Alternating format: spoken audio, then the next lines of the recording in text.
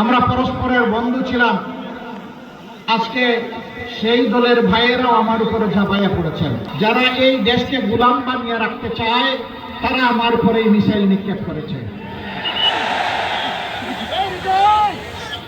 এই কাণ্ড যারা ঘটিয়েছে ইতিমধ্যে আমাদের সাইবার টিম তাদেরকে শনাক্ত করতে, নির্ভুলভাবে শনাক্ত করতে সক্ষম হয়েছে আলহামদুলিল্লাহ। এবং মেইন কালপ্রিট ইতিমধ্যে পুলিশের হাতে ধরা পড়েছে, তাও আপনারা দেখেছেন।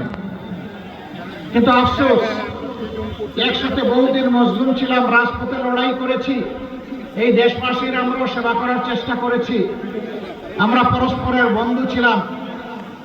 আজকে সেই দলের ভাইয়েরাও আমার উপরে ঝাঁপাইয়া পড়েছেন। যেহেতু একসাথে আমরা দীর্ঘদিন কাজ করেছি, সুখে দুঃখের অংশীদার হয়েছি, 5 তারিখের পর থেকে আমাদের রাস্তা হয়তো একটু পৃথক হয়ে গিয়েছে। আমরা ওটা চাচ্ছি না, আমরা একটা ঐক্যবদ্ধ বাংলাদেশ চাচ্ছি।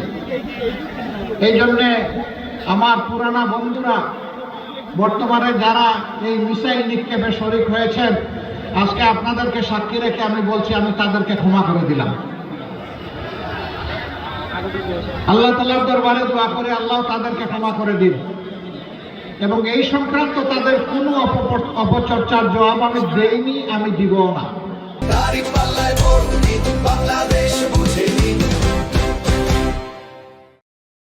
প্রিয় নওগাঁবাসী, এটি উত্তর জনপদের একটি গুরুত্বপূর্ণ জেলা। আমার হিসাবে যে জেলাটি এককভাবে বাংলাদেশের খাদ্য এবং ফলের 10 ভাগের 1 ভাগ উৎপাদন করে সারা বাংলাদেশকে সরবরাহ করে, কিন্তু এই জেলাটি বেশ কিছু ক্ষেত্রে তাদের ন্যায্য পাওনাটি প্রাপ্যটি পায়নি। এখানে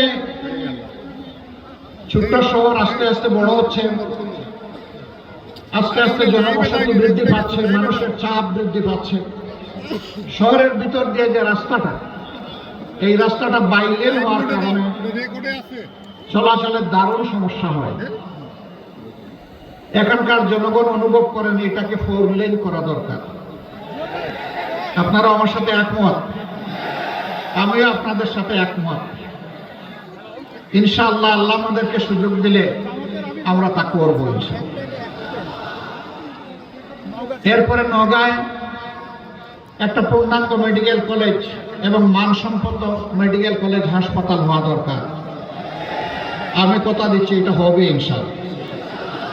শর্ত একটাই, মহান আল্লাহ যদি আমাদেরকে সুযোগ দেন, আপনাদের ভালোবাসা, দোয়া, সমর্থন এবং ভোটের মাধ্যমে আমরা যদি সরকার গঠন করার সুযোগ পাই, তাহলে ইনশাআল্লাহ হবে।